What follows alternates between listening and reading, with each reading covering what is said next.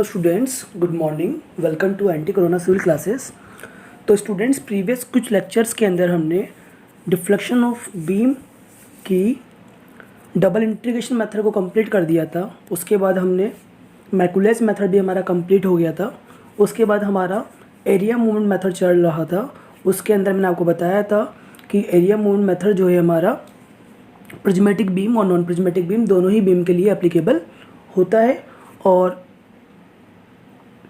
यह method most suitable तब होगा जब हमारा वन एंड फिक्स होगा, ठीक है।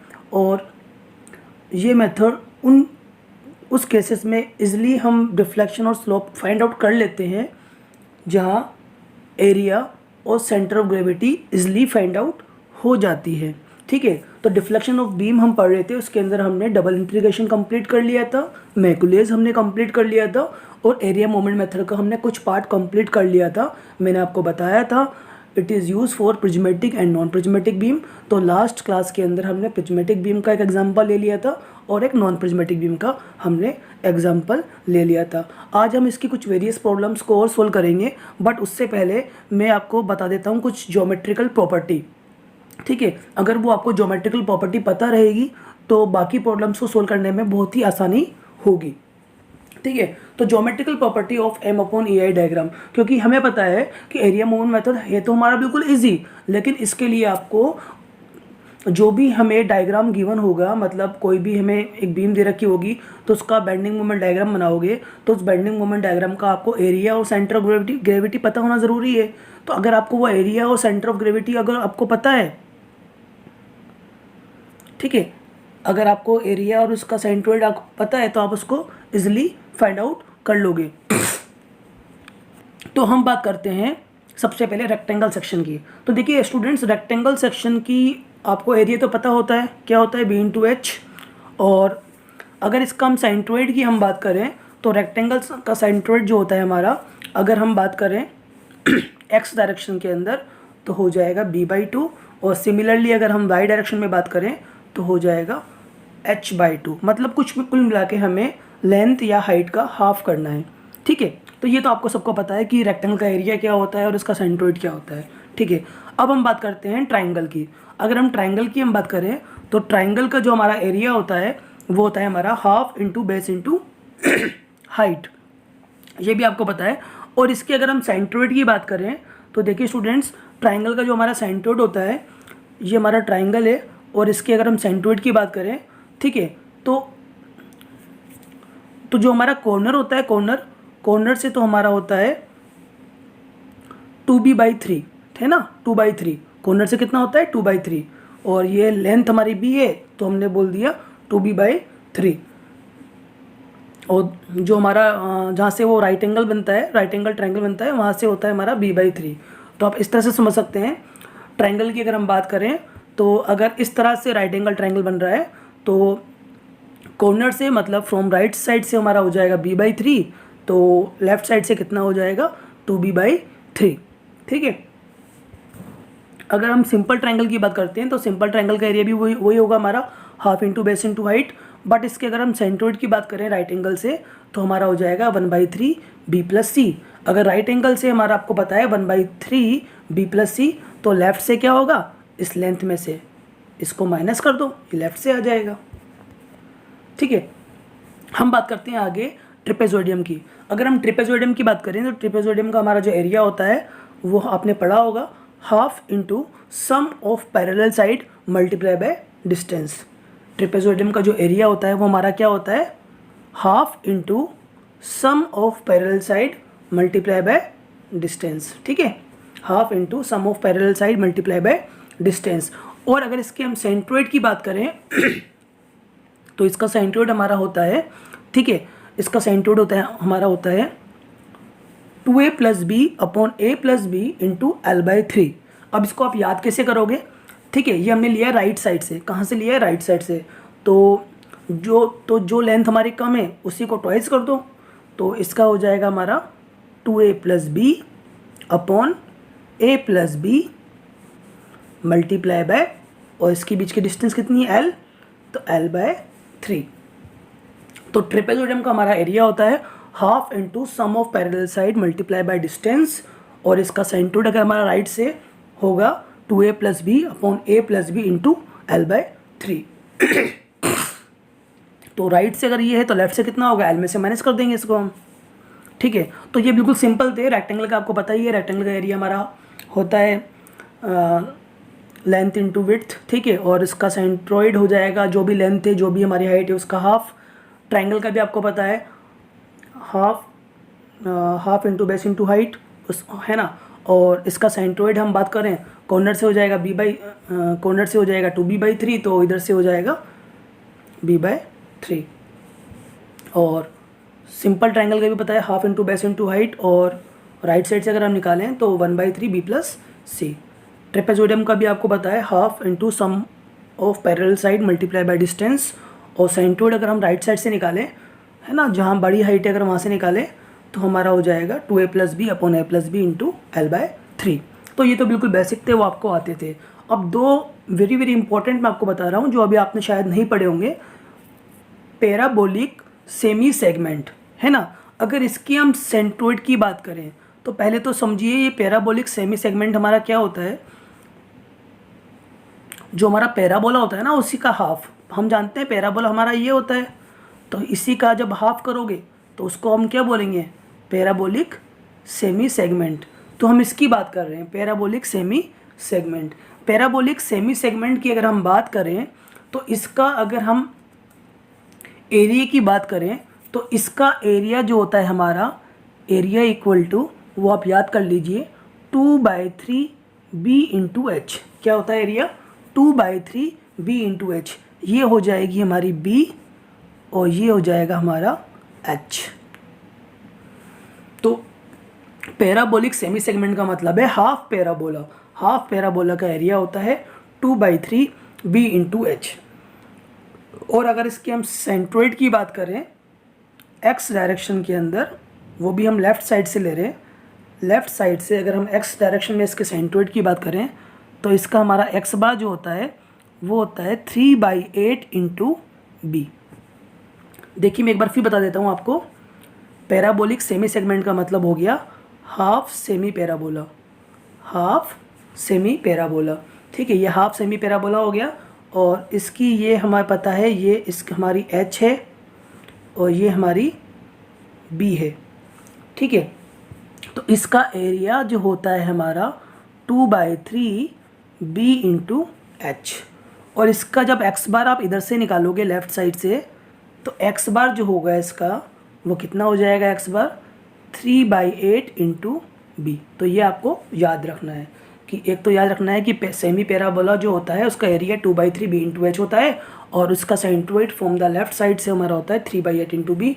तो इधर से कितना हो जाएगा, b में से माइनस कर देंगे। ठीक है, और एक होता है हमारा, ठीक है, इसको आपको ज़्यादा डिटेल में पढ़ना नहीं है, मैंने थोड़ा सा डिटेल में बता रखा है यहाँ पर। आपको सिर्फ इतना सा याद रखना है कि इसका एरिया क्या होता है पहली चीज़, और दूसरी चीज़ याद करनी है आपको इसका x बार कितना होता है। बस इतना सा ही आपको इसमें याद रखना है। आगे हम चलते हैं, पैराबोलिक स्पिंडल। ठीक है ना, और ये पैराबोलिक स्पिंडल क्या होती है, देखो पहली चीज़ तो ये कहाँ बनती है ये मैं आपको बता देता हूँ। कोई हमारी फिक्स बीम है, एक सेकेंड, जैसे हमारी फिक्स बीम है, इस पर यूडियल लगा दिया तो इसका जो बेंडिंग मोमेंट डायग्राम बनता है वो इस तरह से बनता है, और इस शेप को ही तो हम बोलते हैं पैराबोलिक स्पिंडल। ठीक है, तो इस शेप की अगर हम बात करें, उसी को मैंने यहाँ पर उल्टा बना दिया, उसी को मैंने यहाँ पर इस तरह से बना दिया। ठीक है, तो इस शेप की अगर आप बात करोगे तो इस शेप के अंदर ये हमारा h हो गया, ये हमारा b हो गया। तो इसके अगर हम एरिया की बात करें तो इसका एरिया जो होता है हमारा वो क्या होता है, ठीक है, सेमी पैराबोला में हमने पढ़ा था 2/3 b इंटू एच। क्या पढ़ा था, 2/3 b इंटू एच। तो इसका एरिया हो जाएगा 1/3 b इंटू एच। क्या हो जाएगा, 1/3 b इंटू एच। ठीक है, वहाँ 2/3 इंटू b इंटू एच था, वहाँ एक कम कर दो तो 1/3 b इंटू एच। ऐसे आपको याद करना है। और इसका भी हम x बार इधर से लेंगे और इसका x बार इधर से जो हो जाएगा हमारा लेफ़्ट साइड से जो हो जाएगा, वहाँ हमारा था 3/8 इंटू बी। कितना था, 3/8 इंटू बी। तो यहाँ हम कर देंगे x बार 3/4 इंटू बी। ठीक है, क्या कर देंगे, 3/4 इंटू बी। तो दो चीज़ें वो बिल्कुल आपको क्लियर होनी चाहिए। पहला तो आपको पता ही है रेक्टेंगल का एरिया क्या होता है, सेंट्रोइड क्या होता है, ट्राइंगल का क्या होता है, सेंट्रोइड क्या होता है और सिंपल ट्राइंगल का भी पता है आपको, ट्रेपेजोइडल का भी पता है। और दो हमने न्यू प्रॉब्लम जो सीखी थी उसका मैं आपको एक बार फिर बता देता हूँ। पहला था हमारा सेमी पैराबोला। सेमी पैराबोला हमारा इस तरह से बनता है। और दूसरा था हमारा स्प्रिंडल। स्प्रिंडल हमारा इस तरह से बनता है। ठीक है, सेमी पैराबोला की अगर हम एरिया की बात करें तो सेमी पैराबोला का एरिया था हमारा 2/3 बी इंटू एच। क्या था? 2/3 बी इंटू एच। अगर हम स्प्रिंडल के एरिया की बात करेंगे तो स्प्रिंडल का हमारा एरिया हो जाएगा 1/3 बी इंटू एच। तो आई होप आपको समझ आ गया होगा। और अगर इसकी हम सेंट्रोइड की बात करें तो इसका जो सेंट्रोइड होता है हमारा वो होता है 3/8 इंटू बी। ठीक है, और अगर इसकी हम सेंट्रोइड की बात करें तो इसका सेंट्रोइड हो जाएगा हमारा, यहाँ 3/8 है तो यहाँ पर हो जाएगा हमारा 3/4 इंटू बी। कितना हो जाएगा? 3/4 इंटू बी। तो आपको समझ आ गया होगा कि पैराबोला का जो एरिया होगा वो कितना होगा 2/3 बी इंटू एच, और स्प्रिंडल का होगा 1/3 बी इंटू एच। एक कम कर देना है। इसी तरह से सेमी पैराबोला का सेंट्रोइड 3/8 इंटू बी, तो स्प्रिंडल का क्या हो जाएगा हमारा 3/4 इंटू बी। ठीक है, और ये दोनों हमने लेफ्ट से लिए हैं। अब हम कुछ प्रॉब्लम को सोल्व करते हैं। जो केस हमने डबल इंटीग्रेशन मेथड में हमने यूज़ किए थे और हमने वहाँ पर स्लोप एंड डिफ्लेक्शन की वैल्यू को फाइंड आउट किया था, उन्हीं केसों को हम एरिया मूवमेंट मेथड से बहुत ही इजी तरीके से फाइंड आउट करेंगे। सेम वही चीज़ हम फाइंड कर रहे हैं एरिया मूवमेंट मेथड से। एरिया मूवमेंट मेथड की जो एडवांटेज है वो ये है कि ये जो प्रीवियस प्रॉब्लम हमने सोल्व की है डबल इंटीग्रेशन मेथड से और मैकुलेज मेथड से, उनको तो ये सोल्व करता ही करता है, साथ ही साथ नॉन प्रिज्मेटिक बीम की स्लोप एंड डिफ्लेक्शन को भी फाइंड आउट कर देता है। पहली एडवांटेज तो ये है, और दूसरी एडवांटेज ये है कि कम टाइम के अंदर निकाल देता है। बट उसके लिए आपको सेंटर ऑफ ग्रेविटी और एरिया, सेंट्रोइड और एरिया आपको पता होना ज़रूरी है।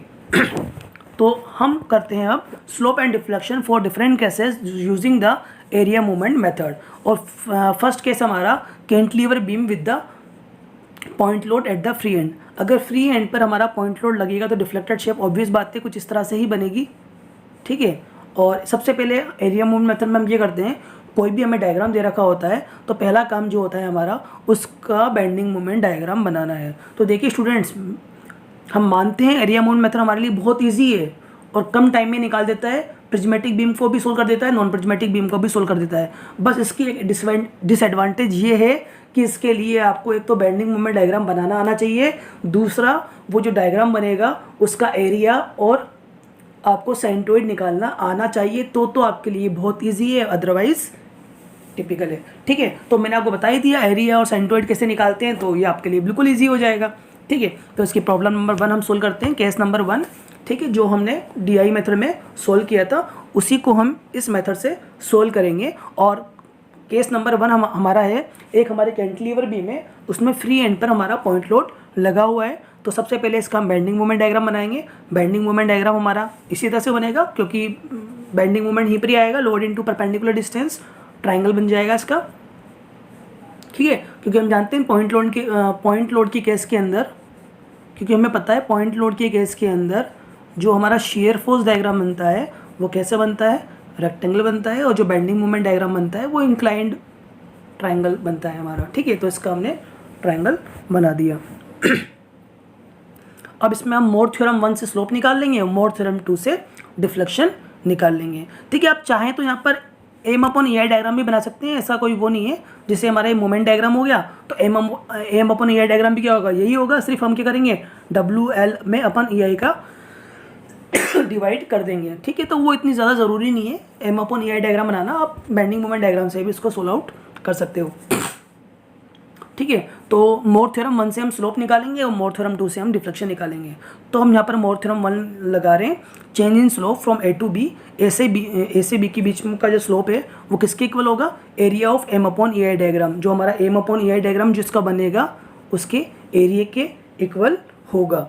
ठीक है, ठीक है। अभी फिलहाल इसको हम एम अपॉन ए डायग्राम ही मान लेते हैं कि डायग्राम तो दोनों का सेम भी बनेगा ना, ठीक है। तो change in slope A to B is equal to area of M upon A I diagram, तो theta B minus theta A is equal to, ठीक है। अब आप इसको हमने बताया था कि 2 पॉइंट के बीच का जो स्लोप होता है वो M upon A I diagram के एरिया के इक्वल होता है, तो इसको हम ऐसे भी तो बोल सकते हैं ना, theta B minus theta A is equal to minus A से B M upon A I. यहाँ पर मैंने माइनस क्यों लगाया, क्योंकि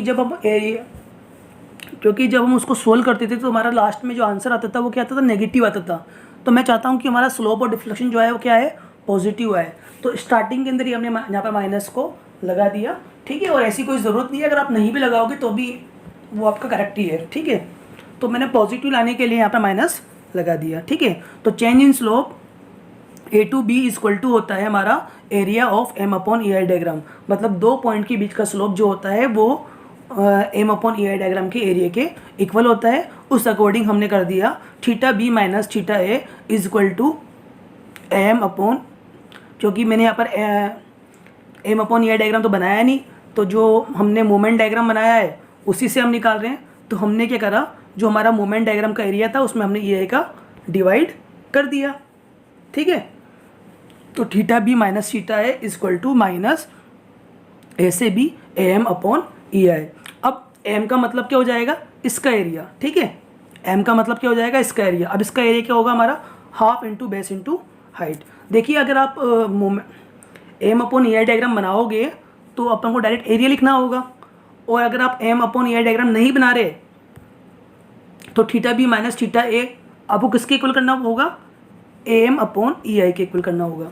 एक बार फिर सुन लीजिए, अगर आप M upon E I diagram बनाओगे तो थीटा बी माइनस थीटा है जो है हमारा डायरेक्ट एरिया के इक्वल हो जाएगा। लेकिन यहाँ पर अपन ने M upon E I diagram नहीं बनाया, तो नहीं बनाते तो 2 पॉइंट के बीच का स्लोप जो होगा, जो हमने मोमेंट का एरिया निकाला है उसके इक्वल हो जाएगा, बट उसमें ई आई का हम डिवाइड कर देंगे, ठीक है। तो change in slope A to B is equal to area of M upon E I diagram, तो theta B minus theta A is equal to minus A से B M upon E I, ठीक है। और इससे आप confuse मत होना, ये चाहो तो आप लगा सकते हो, अदरवाइज नहीं भी लगा सकते, ताकि हमने यहाँ पर सिर्फ माइनस इसलिए लगाया ताकि हमारा रिजल्ट जो है लास्ट में पॉजिटिव आ जाए, ठीक है। तो आपके ऊपर डिपेंड करते हैं। तो अब इसका एरिया देखिए, ट्राइंगल है, ट्राइंगल का एरिया होता है half into base into height. Half base हमारा है एल और हाइट है हमारे पास डब्ल्यू एल, और ई आई से मल्टीप्लाई कर दिया और स्लोप हमारा आ गया W L square upon 2e। तो देखिए स्टूडेंट्स, यही प्रॉब्लम हमने डबल इंटीग्रेशन मेथड से सोल्व की थी, और डबल इंटीग्रेशन में जब हमने सोल्व की थी तो हमने उसमें क्या करा था, एक्स सेक्शन पे पहले बेंडिंग मोमेंट निकाला था, फिर बेंडिंग मोमेंट निकाल कर E I D two Y upon D X square के अंदर उसको पुट किया था, E I D two Y upon D X square equal to minus M X वाली इक्वेशन में पुट की थी। फिर इसमें स्लोप इक्वेशन, उसका इंटीग्रेशन किया, स्लोप इक्वेशन बनाई, फिर अगेन इंटीग्रेशन किया, डिफ्लेक्शन इक्वेशन बनाई, फिर हमने बाउंड्री कंडीशन अप्लाई करी, C1 C2 की वैल्यू को फाइंड आउट किया, फिर C1 C2 को हमने मेन इक्वेशन में पुट करा, फिर हमने तब जाके हमने बी पॉइंट पर स्लोप एंड डिफ्लेक्शन निकाला था। और देखिए एरिया मूवमेंट मेथड ने कितना सिंपल तरीके से इसका डिफ्लेक्शन और स्लोप ये फाइंड आउट कर देगा बी पॉइंट पर। अगर हम स्लोप की बात करें तो इसने सिर्फ इतना सा बोला कि मोर थ्योरम वन हमारी बोलती है कि 2 पॉइंट के बीच का स्लोप जो होता है वो इसके M upon E I diagram के एरिया के इक्वल होता है। तो हमने यहाँ पर कुछ नहीं किया, theta B minus theta A equal to हो गया हमारा माइनस ए से B M upon E I, area हमने पुट किया तो स्लोप की वैल्यू आ गई हमारी W L square upon 2e। इसी तरह से अगर आपको निकालना है डिफ्लेक्शन ऑफ बी, तो हमने यहाँ पर मोर थ्योरम 2 का सहारा लिया। मोर थ्योरम 2 क्या कहती है, deflection of B with respect to tangent A, ठीक है। बी का डिफ्लेक्शन ए के टेंजेंट के रेस्पेक्ट में किसके इक्वल होता है, moment of area of M upon E I diagram between A to B, ठीक है। जो हमारा M upon E I diagram है उसके मोमेंट के इक्वल होता है, और उसका मोमेंट क्या हो जाएगा हमारा, जो भी उसका एरिया था उसको आप सिर्फ एक्स बार से मल्टीप्लाई कर दो, तो deflection of B with respect to A हमारा हो जाएगा माइनस समेशन ए से B M upon E I, जो भी हमारा एरिया है उसको सिर्फ आप एक्स बार से मल्टीप्लाई कर दो तो उसका डिफ्लेक्शन आ जाएगा। एरिया से मल्टीप्लाई करोगे तो स्लोप आ जाएगा, और एरिया के साथ अगर आप सेंट्रोइड भी लगा दोगे तो डिफ्लेक्शन आ जाएगा। कितना इजी तरीका है, ठीक है। तो एरिया तो आपको पता ही है, half into base into height, और एक्स बार आपको क्या लेना है, तो देखिए स्टूडेंट्स, हमेशा एक्स बार वही लेंगे जहाँ पर डिफ्लेक्शन चाहिए। डिफ्लेक्शन कहाँ चाहिए, लेफ्ट साइड पे चाहिए कि राइट साइड पे चाहिए, राइट साइड पे चाहिए डिफ्लेक्शन। तो राइट साइड से सेंट्रोइड क्या हो जाएगा, मैंने आपको बताया था कॉर्नर से सेंट्रोइड जो होता है वो क्या होता है 2/3, क्या होता है 2/3, बताया था ना ट्राइंगल के अंदर। अगर कोई हमारा ट्राइंगल है तो ट्राइंगल में कॉर्नर से जो होता है वो क्या होता है 2/3 और इधर से क्या हो जाएगा 1/3। अब हमें जो डिफ्लेक्शन चाहिए वो कहाँ चाहिए, कॉर्नर पे चाहिए, तो कॉर्नर पे कितना हो जाएगा 2/3 और लेंथ कितनी L, तो 2/3 इंटू L, तो सेंट्रोइड हो जाएगा हमारा 2/3 इंटू L, ठीक है। और इसको हम सोल्व कर देंगे तो हमारा आ जाएगा WL3/3 है। तो हमने बिल्कुल इजी तरीके से B पॉइंट पर स्लोप निकाल लिया और डिफ्लेक्शन निकाल दिया। स्लोप की तो वैल्यू आ गई हमारे पास WL² और डिफ्लेक्शन हमारा आ गया WL3/3 जो स्लोप एंड डिफ्लेक्शन हमने डबल इंटीग्रेशन से निकाला था, उसी स्लोप एंड डिफ्लेक्शन को हमने बहुत ही इजी तरीके से एरिया मोमेंट मेथड से फाइंड आउट कर दिया। अब हमारी केस नंबर 2 है cantilever beam with point load at A intermediate point. अब हम बात कर रहे हैं कि हमारी कैंटिलीवर बीम है, उस पर हमारा जो पॉइंट लोड है वो फ्री एंड पे ना लगकर मिड पॉइंट पे लग रहा है, ठीक है। और उसकी ये डिस्टेंस जो है वो हमारी L1 है, ठीक है। तो हमें चाहिए कि इस पॉइंट पर स्लोप एंड डिफ्लेक्शन क्या होगा, ठीक है। तो वैसे तो मैंने इसको डबल इंटीग्रेशन से भी सोल्व कर रखा है, लेकिन एरिया मूवमेंट मेथड से कैसे सोल्व करेंगे। पहला काम क्या होता है एरिया मूवमेंट मेथड का, पहला काम होता है बेंडिंग मूवमेंट डायग्राम बनाना। तो फर्स्ट ऑफ ऑल इसका हम बेंडिंग मूवमेंट डायग्राम बनाएंगे। लोड हमारा यहाँ पर आ रहा है, तो लोड इंटू डिस्टेंस, तो बेंडिंग मूवमेंट डायग्राम यही बनेगा। तो फर्स्ट ऑफ ऑल इसका हमने बेंडिंग मूवमेंट डायग्राम ड्रॉ कर दिया। तो यहाँ तक तो कोई दिक्कत नहीं है आपको, ठीक है। अब मोर थ्योरम 1 का हम सारा लेंगे और मोर थ्योरम 1 का सारा लेकर उससे हम क्या निकालेंगे इसका मोर थ्योरम 1 का हम सारा लेंगे और मोर थ्योरम 1 का हम सारा लेके इससे हम इसका निकालेंगे, क्या निकालेंगे स्लोप, ठीक है। तो change in slope between A to B, ए से बीच में ए से बी के बीच में स्लोप का चेंज जो होता है वो किसके इक्वल होता है एरिया ऑफ M/EI डायग्राम। तो theta B minus theta A is equal to हमारा हो जाएगा माइनस, देखिए स्टूडेंट्स आपको पता है theta B minus theta A, यहाँ पर एक बार देख लीजिए theta B minus theta A अगर हमारा है माइनस A से B AM/EI, तो इसको अगर आप उल्टा करोगे तो क्या हो जाएगा theta A minus theta B। अगर आप उल्टा करोगे तो ये क्या हो जाएगा प्लस में होगा, नहीं होगा प्लस में हो जाएगा। मतलब theta B minus theta A अगर हमारा माइनस AM/EI है और इसके माइनस को हम दूसरी तरफ लेके जाएंगे तो हमारा क्या हो जाएगा theta A minus theta B equal to AM/EI। तो इसको भी अपने माइंड में क्लियर रखिए, ठीक है। तो हमें B का स्लोप निकालना है A के रेस्पेक्ट में, तो हमने बोल दिया theta B minus theta A equal to AM/EI, ठीक है, AM/EI माइनस, ठीक है। अब थीटा A फिक्स्ड एंड पर तो स्लोप हमारा 0 होता है, तो थीटा A 0 हो गया, तो थीटा B इक्वल टू क्या हो जाएगा हमारा AM/EI। M का मतलब इसका एरिया क्या हो जाएगा हमारा half into base into height, half base हमारा L1 है, हाइट हमारी WL1 है, डाउनवर्ड है इसलिए नेगेटिव लगा दी हमने, ठीक है। तो इसको सिंप्लीफाई करेंगे तो B पॉइंट पर हमारा स्लोप कितना आ जाएगा WL1² इसी तरह से B पॉइंट पर डिफ्लेक्शन निकालेंगे एक के रेस्पेक्ट में, तो YBA इक्वल टू हमारा हो जाएगा माइनस A से B AM/EI into X bar, यही होगा। Deflection of B with respect to tangent A equal to moment of area of M/EI diagram, उस अकॉर्डिंग हमारा आ गया, ठीक है। अब एरिया तो हमें पता ही है half into base into height. अब एक्स बार हमें क्या लेना है, ठीक है। तो एक्स बार हम जो लेंगे ये हमारा डायग्राम है, तो इस डायग्राम में हमें एक्स बार जो चाहिए, हमें जो डिफ्लेक्शन चाहिए B पॉइंट्स चाहिए, तो एक्स बार हमारा होगा ये वाला।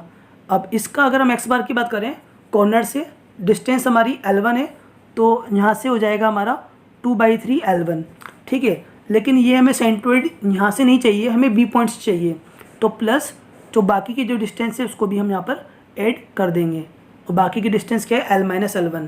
तो B पॉइंट पर जो सेंट्रोइड हो जाएगा हमारा वो क्या हो जाएगा, मतलब पहले तो हम इसका सेंट्रोइड निकालेंगे यहाँ से, और यहाँ से इसका सेंट्रोइड है हमारा 2/3 L1 प्लस इस डिस्टेंस को भी हम ऐड कर देंगे, और ये डिस्टेंस है हमारी L-L1, ठीक है। तो हमने यहाँ पर सेंट्रोइड को पुट आउट कर दिया और इसी तरह से बी पॉइंट का हमारा डिफ्लेक्शन यहाँ पर फाइंड आउट हो जाएगा। ठीक है, नेक्स्ट प्रॉब्लम हम सोल्व करते हैं। Case number 3, cantilever beam with UDL cover whole span. एक कैंटिलीवर बीम है, उसमें होल स्पान पे यूडीएल लग रहा है, तो सिंपल सी बात है डिफ्लेक्टेड शेप कुछ इस तरह से ही आएगी, क्योंकि फिक्स्ड एंड पर तो स्लोप एंड डिफ्लेक्शन 0 होगा और स्लोप एंड डिफ्लेक्शन कहाँ पर आएगा, फ्री एंड पर। तो कितना आएगा वो हमें निकालना है using with the help of area moment method. और एरिया मोमेंट मेथड की खास बात क्या होती है, फर्स्ट ऑफ ऑल इसका हम बनाएंगे बेंडिंग मोमेंट डायग्राम।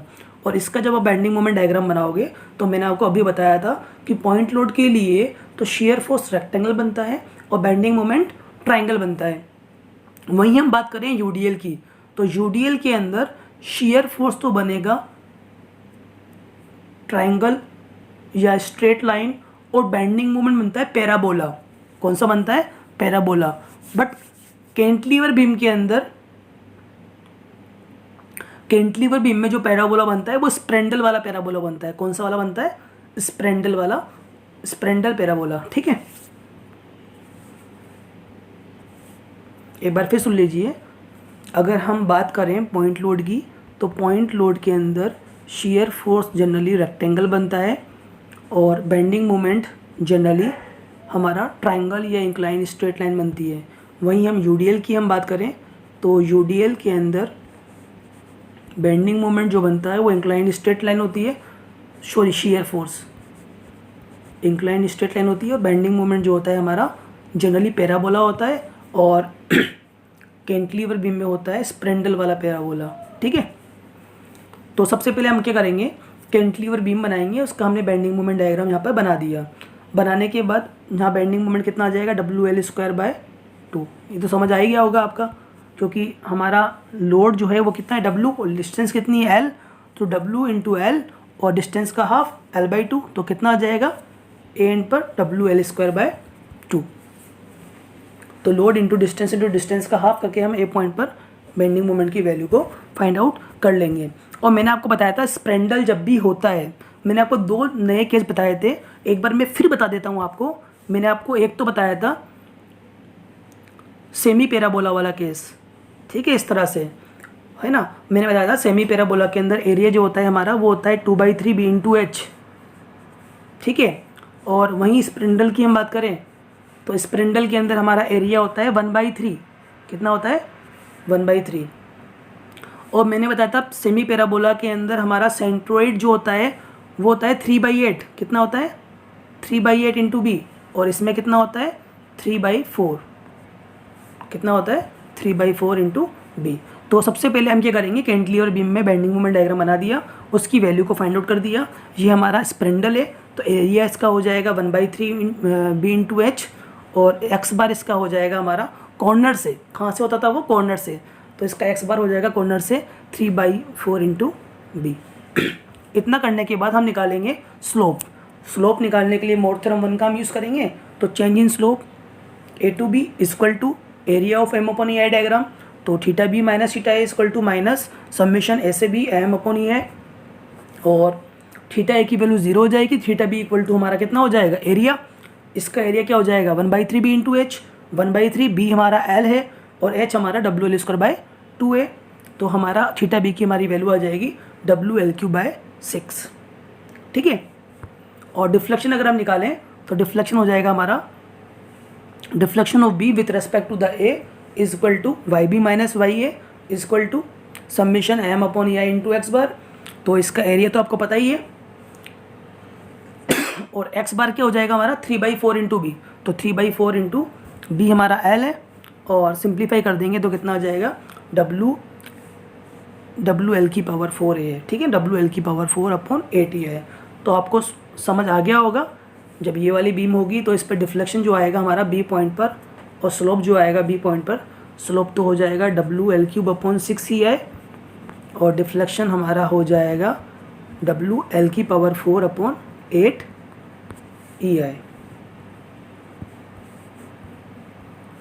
ठीक है। अब हम बात करते हैं केस नंबर 4 की। कैंटिलीवर बीम पार्शियली, पहले हमने बात करी कैंटिलीवर बीम में पॉइंट लोड लगा दिया फ्री एंड पर, फिर मिड पे लगा दिया, तो वही चीज़ हम यहाँ पर कर रहे हैं। यूडीएल की हमने बात करी, पूरे स्पान पे यूडीएल लगा दिया, फिर फ्री एंड पर हमने स्लोप एंड डिफ्लेक्शन निकाला। अब हम यूडीएल पार्शियली लगाएंगे। तो कैंटिलीवर बीम और पार्शियली कहाँ से लगाना है, लेफ्ट से लगाना है कि राइट से लगाना है, तो पहले हम लगाएंगे लेफ्ट से। तो cantilever beam partially loaded UDL over the length L1 from the fixed and. हमने फिक्स्ड एंड से L1 डिस्टेंस पर हमने क्या लगा दिया, यूडीएल लगा दिया। तो पहला काम क्या होगा, पहला काम होगा इसका बेंडिंग मोमेंट डायग्राम बनाना। तो सिंपल सी बीम है, ये बीम है, इसमें लोड सिर्फ यहीं तक ही आ रहा है, तो बेंडिंग मोमेंट डायग्राम भी इसी के लिए बनेगा। तो ये हमारा स्पेंडल बन गया, ठीक है। और जहाँ बेंडिंग मोमेंट की वैल्यू वही हो जाएगी हमारी लोड इंटू डिस्टेंस का हाफ। तो कितना हो जाएगा, WL1² 2। तो यहाँ हमने निकाल दिया WL1² 2, ठीक है। अब हमें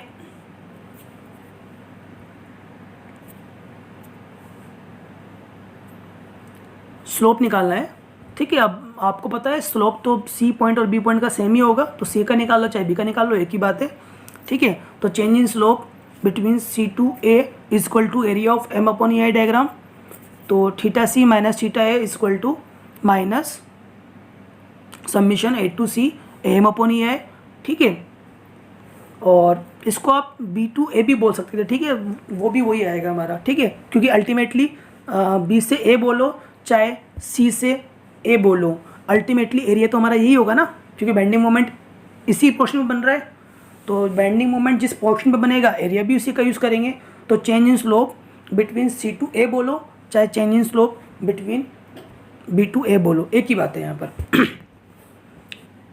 ठीक है। तो θC minus θA is equal to हमारा हो गया, और इसका हम एरिया रख देंगे यहाँ पर। एरिया हो जाएगा हमारा क्या, 1/3 B इंटू H। तो 1/3 B हमारा हो गया L1 और H हो गया हमारा WL1² 2, ठीक है। अब ये नेगेटिव है ना, क्योंकि डाउनवर्ड है हमारा मूवमेंट, माइनस माइनस क्या हो जाएगा, प्लस हो जाएगा। तो ये माइनस माइनस प्लस हो जाएगा, तो ये वैल्यू प्लस में आएगी, ठीक है ना, ये वैल्यू प्लस में आएगी। तो θC जो हो जाएगा हमारा वो कितना हो जाएगा, WL1³ 6 ही है। प्लस में क्यों आएगी, क्योंकि इस माइनस और इस माइनस से ये वैल्यू प्लस हो जाएगी, ठीक है। इसी तरह से हम डिफ्लेक्शन ऑफ B का डिफ्लेक्शन निकाल लेंगे with respect to the A। तो क्या हो जाएगा, तो YB इक्वल टू क्या हो जाएगा हमारा, deflection of B with respect to tangent A is equal to moment of area of M/EI diagram. तो YB minus YA is equal to हो जाएगा M/EI into X bar. Area तो आपको पता ही है WL1³ 6 ही है। अब एक्स बार हम क्या लें, तो देखिए स्टूडेंट्स, एक्स बार जो हम लेंगे, ये हमारा C पॉइंट है, एक्स बार जो हम लेंगे वो यहाँ से लेंगे, ठीक है। तो इतने में तो कोई हमारा डायग्राम बन नहीं रहा, तो ये डिस्टेंस तो हम ऐड कर देंगे बस, सिंपल। ये डिस्टेंस हो जाएगी L-L1, ठीक है। और एक्स बार जो हम लेंगे मेन सेंट्रोइड, इसका अगर हम बात करें तो हमें पता है स्प्रेंडल के अंदर कॉर्नर से जो सेंट्रोइड होता है वो कितना होता है, 3/4 इंटू B। तो ये हो जाएगा हमारा 3/4 इंटू B हमारा है L1। तो 3/4 इंटू L1 प्लस इस डिस्टेंस को हम ऐड कर देंगे। तो इसका जो सेंट्रोइड हो जाएगा हमारा वो हो जाएगा हमारा 3/4 into B1 into L1 plus ये डिस्टेंस, और ये डिस्टेंस हो जाएगी L-L1, ठीक है। 3/4 इंटू L1 प्लस L-L1। तो सिंप्लीफाई करेंगे तो हमारा B पॉइंट पर डिफ्लेक्शन आ जाएगा। अगर हम बात करें, यही हमारा यूडीएल फिक्स्ड एंड से ना लगकर फ्री एंड से लगता है। Cantilever beam partially load with W from the free and. अगर वो फ्री एंड से लगता है तो देखिए स्टूडेंट्स, ये डिस्टेंस हमारी L1 है, तो ये डिस्टेंस क्या हो जाएगी, L-L1। तो पहला काम क्या होगा, इसका हम बेंडिंग मोमेंट डायग्राम बनाएंगे। इसका जब आप बेंडिंग मोमेंट डायग्राम बनाओगे तो एक बार अच्छे से देखिए, एक सेकेंड थोड़ा छोटा कर देते हैं इसको, हाँ।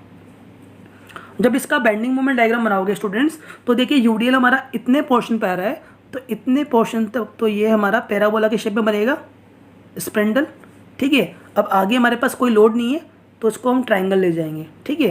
तो हल्का सा तो स्टार्टिंग में हल्का सा तो क्या आएगा, कर्व्ड शेप आएगी, ठीक है। और फिर आगे जब लोड नहीं होगा तो वहाँ पर स्ट्रेट चला जाएगा, क्योंकि हमें पता है कैंटिलीवर बीम के अंदर जब यूडीएल आता है तो हम बनाते हैं स्प्रेंडल वाला पैराबोला। तो पहले हमने स्प्रेंडल वाला पैराबोला बना दिया, और जहाँ लोड नहीं होगा वहाँ इंक्लाइन स्ट्रेट लाइन चली जाएगी। तो पहला काम तो हो गया हमारा बेंडिंग मोमेंट डायग्राम बनाना। दूसरा काम क्या करेंगे, इस बेंडिंग मोमेंट की वैल्यू निकालेंगे हम। तो ये हमारी ए बी बीम है स्टूडेंट्स, है ना, ये हमारी ए हो गया, ये बी हो गया, ये सी हो गया। तो इसको हमने बोल दिया C1, इसको हमने बोल दिया A2, ठीक है, और इसी के पैरेलल इसको हमने बोल दिया A1, ठीक है। तो इतना करने के बाद हमें ये निकालना है कि यहाँ पर बेंडिंग मोमेंट क्या होगा। सिंपल सी बात है, बेंडिंग मोमेंट इस यूडिल की वजह से आएगा हमारा, और इस यूडिल की वजह से कितना आ जाएगा, लोड इंटू डिस्टेंस, डिस्टेंस है हमारे पास L minus L1 into distance का हाफ, डिस्टेंस का हाफ हो जाएगा L माइनस L1 बाई 2। तो मल्टीप्लाई करेंगे तो हो जाएगा W L माइनस L1 का स्क्वायर बाय 2। तो इस डिस्टेंस पर हमारा बेंडिंग मोमेंट आ गया W L माइनस L1 का स्क्वायर बाय 2, क्योंकि लोड हमारा W था, डिस्टेंस हमारी L माइनस L1 थी, और यूडिल में होता है लोड इंटू डिस्टेंस का हाफ, ठीक है। अब हमें बेंडिंग मोमेंट निकालना है, अभी तो हमने यहाँ पर निकाल लिया। इसी तरह से अगर हम बेंडिंग मोमेंट यहाँ पर निकालें तो उसमें भी हम वो यूज़ करेंगे, लोड इंटू डिस्टेंस। पहले तो हम क्या लेंगे, लोड हो गया हमारा W, डिस्टेंस मतलब यूडिल कहाँ लग रहा है, L माइनस L1, है ना, और फिर हम लेंगे डिस्टेंस का हाफ, डिस्टेंस का हाफ हो जाएगा L minus L1 by 2, plus ये बेंडिंग मोमेंट जो निकालना है हमें ए पॉइंट पे निकालना है, तो प्लस ये वाली डिस्टेंस भी हमारी इसमें ऐड होगी, L minus L1 by 2 plus L1, तब जाके हमारा इस पॉइंट पर बेंडिंग मोमेंट आ जाएगा। तो यहाँ हमने बेंडिंग मोमेंट निकाल लिया, यहाँ हमने बेंडिंग मोमेंट निकाल लिया, ठीक है। तो इसका ऑर्डिनेट हमें पता लग गया और इसका ऑर्डिनेट हमें पता लग गया, ठीक है। अगर इसके ऑर्डिनेट में से अगर मैं इसके ऑर्डिनेट को माइनस कर दूंगा तो ये वाला ऑर्डिनेट आएगा, नहीं आएगा, हमारा आ जाएगा। तो फर्स्ट ऑफ ऑल हमने ये किया, ऑर्डिनेट C1 हमने निकाल दिया, फिर ऑर्डिनेट A2 हमने निकाल दिया जो भी उसका बेंडिंग मोमेंट था। फिर हमने क्या करा, A2 में से C1 की बेंडिंग मोमेंट को या उसके ऑर्डिनेट को माइनस कर दिया, तो A1 A2 का हमारा ऑर्डिनेट आ गया। तो फर्स्ट ऑफ ऑल हमने इसका बेंडिंग मोमेंट निकाल दिया, इसका बेंडिंग मोमेंट, यहाँ पर बेंडिंग मोमेंट निकाल दिया, फिर इसमें से इसको माइनस कर दिया, तो ये वाली वैल्यू भी हमारे पास आ गई। तो फर्स्ट ऑफ ऑल हमने ये तीनों ऑर्डिनेट निकाल दिए, C1 निकाल दिया, A2 निकाल दिया और A1 A2 को भी फाइंड आउट कर दिया। तो तीनों ऑर्डिनेट की हमारे पास हाइट अवेलेबल हो गई। अब आपको निकालना क्या है, बी पॉइंट पर स्लोप। तो so slope of B with respect to the A equal to हमारा क्या हो जाएगा, माइनस AM अपॉन ई है। तो इसका एरिया हो जाएगा हमारा AM1 plus AM2 plus AM3, तीनों एरिया को हम ऐड यहाँ पर कर देंगे। तो उसके लिए हमें एरिया निकालना होगा ना, AM1 AM2 AM3। तो पहले हम एरिया निकाल लेते हैं ताकि बाद में वैल्यू पुट आउट करनी रहेगी, ठीक है। तो change in slope between A to B equal to हमारा होगा एरिया। तो पहले हम इसका एरिया भी निकाल लेते हैं। तो पहले हमने इसका ऑर्डिनेट निकाला और इसके ऑर्डिनेट से अब हम निकाल देंगे एरिया।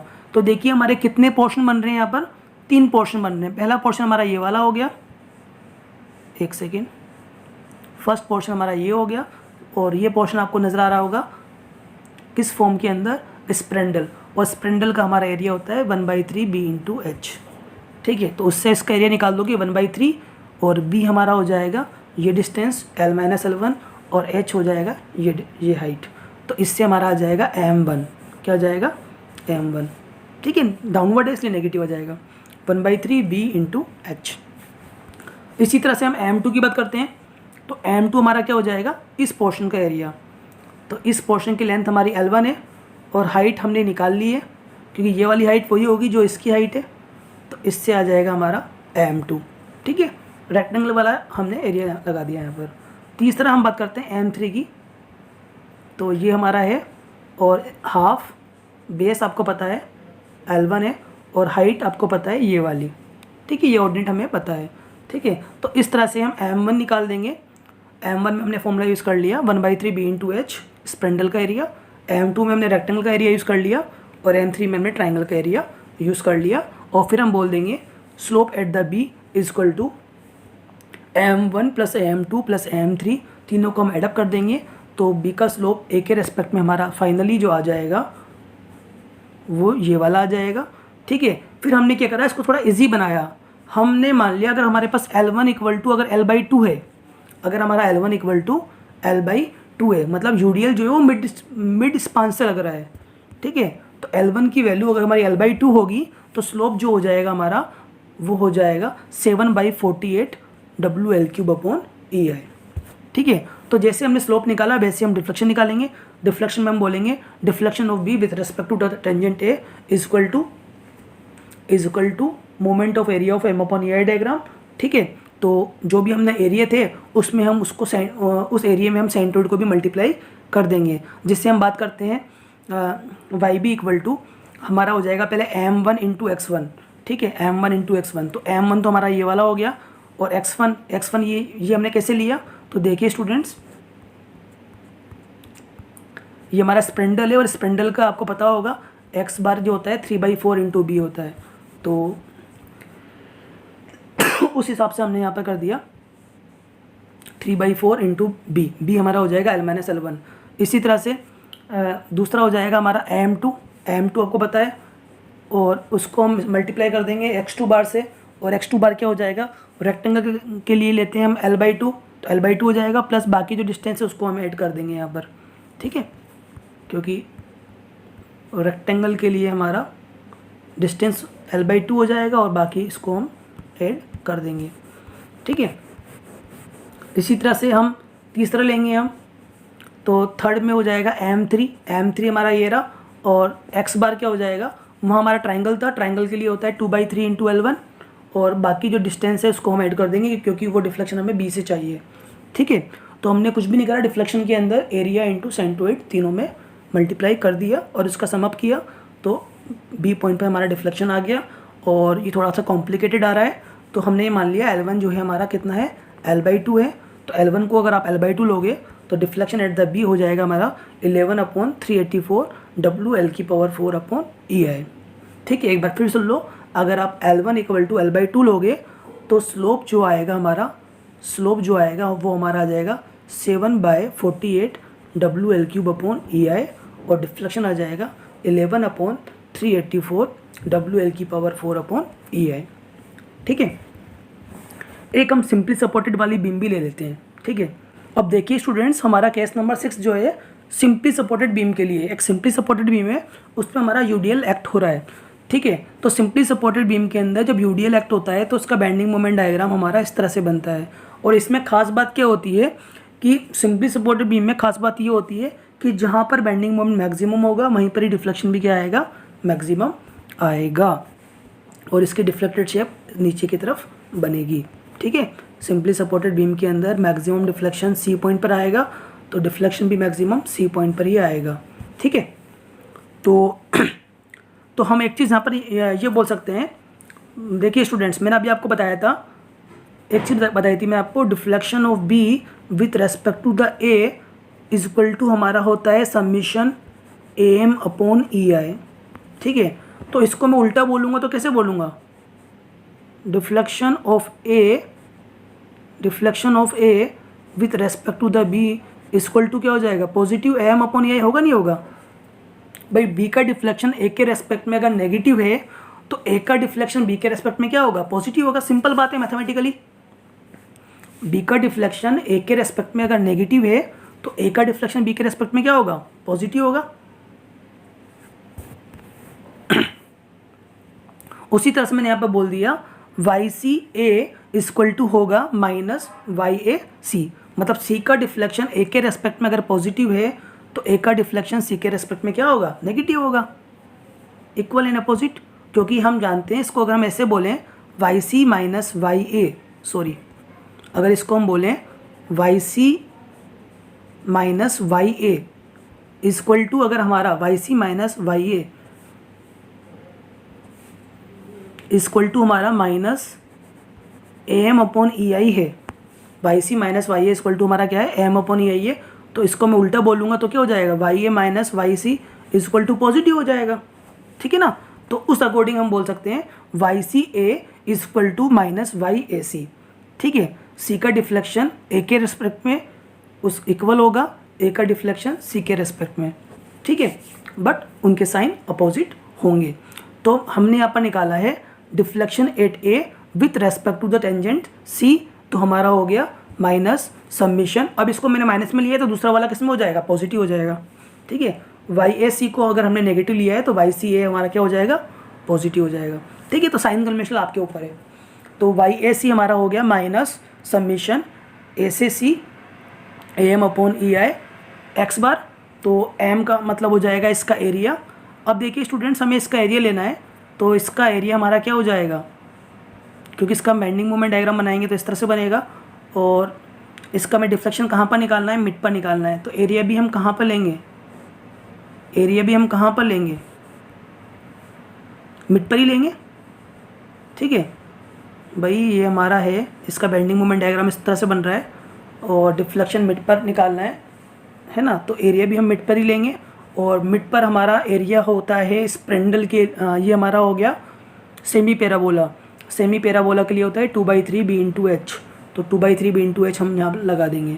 तो 2/3 बी हो जाएगा L/2, एच हो जाएगा WL²/8, ठीक है। तो और एक्स बार क्या हो जाएगा, इसका एक्स बार देखिए, इसका मैंने आपको बताया था एक्स बार, ठीक है, एक्स बार मैंने आपको बताया था। अभी हम डिफ्लेक्शन इस ए पॉइंट पे निकाल रहे हैं, ठीक है। तो एक्स बार भी हमें इस पॉइंट पे चाहिए, क्योंकि आपको पता है इधर से हमारा एक्स बार जो होता है वो कितना होता है 3/8, तो इधर से कितना हो जाएगा, अगर इधर से 3/8 है तो इधर से कितना हो जाएगा 5/8। तो एक्स बार हमें ए पर निकाल रहे हैं ना डिफ्लेक्शन, तो ए पर एक्स बार कितना हो जाएगा 5/8। एक बार फिर देखिए, ये हमारा सेमी पैराबोला है, इसका एरिया तो आपको पता है कितना है 2/3 बी इंटू एच। इसका एक्स बार की हम बात करते हैं, तो मैंने आपको बताया था इसका एक्स बार इधर से जो होता है वो कितना होता है 3/8, लेकिन हम डिफ्लेक्शन निकाल रहे हैं ए पॉइंट पर। तो इधर से अगर हमारा 3/8 है तो इधर से कितना हो जाएगा, इधर से हमारा कितना हो जाएगा 5/8, है ना। इस डिस्टेंस में से इसको माइनस कर दो तो 5/8 आ जाएगा, है ना। ये 3/8 है तो ये इधर से कितना हो जाएगा 5/8। तो deflection at A with respect to the tangent C area into X bar, area हमने रख दिया 2/3 बी इंटू एच, और एक्स बार हमने रख दिया 5/8 इंटू बी, बी जो है हमारी L/2 है। तो deflection at A with respect to the tangent C हमारा आ गया 5/384 WL⁴ EI, ठीक है। लेकिन हमें डिफ्लेक्शन हम जानते हैं डिफ्लेक्शन होता है कहाँ पर है, इसके अंदर सी पॉइंट पर होता है, और हमें पता है deflection at C with respect to the tangent A equal to होता है minus deflection A with respect to the tangent C, ठीक है ना, इक्वल एंड अपोजिट होता है। तो ए का डिफ्लेक्शन अगर माइनस में है तो सी का डिफ्लेक्शन किस में हो जाएगा, पॉजिटिव हो जाएगा, और कितना हो जाएगा 5/384 WL⁴/EI। तो आई होप आपको हमारा ये लेक्चर पसंद आया होगा। तो अगर आपको हमारा लेक्चर पसंद आया तो प्लीज़ इसे लाइक कीजिए, शेयर कीजिए, सब्सक्राइब कीजिए, और नेक्स्ट क्लास में हम पढ़ेंगे conjugate beam. Thank you so much for watching this video.